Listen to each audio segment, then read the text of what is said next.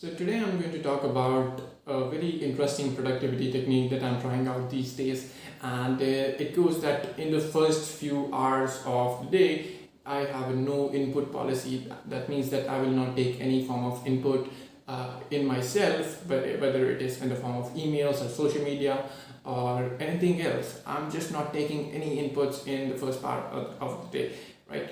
So that means that, and that is in contrast to what most people do. The first thing they do after waking up is checking their phones. They'll probably open Instagram or open Twitter or open emails, and once they do that, they completely lose the control of the day entirely just at the very start of the day, and they have simply given away their attention to other people just at the very start of the day.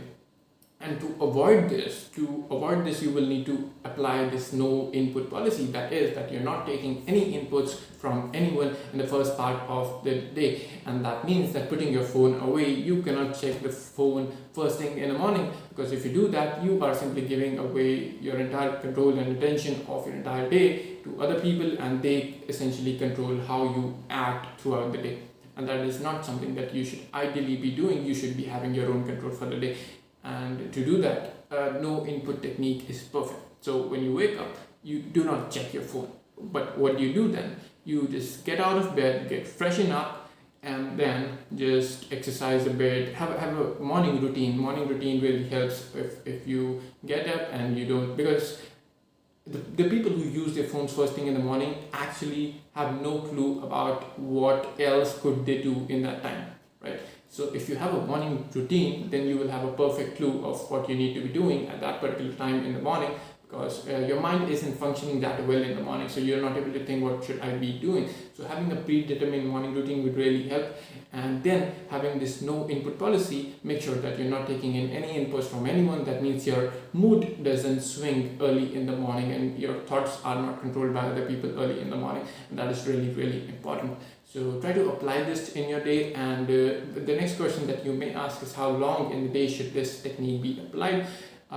I would say that apply the no input policy as long as possible, because social media or emails or anything like that doesn't help you a lot and only consumes your energy and your attention, which is very valuable for yourself. So I would say that apply this, keep this no input technique going for a long period of time.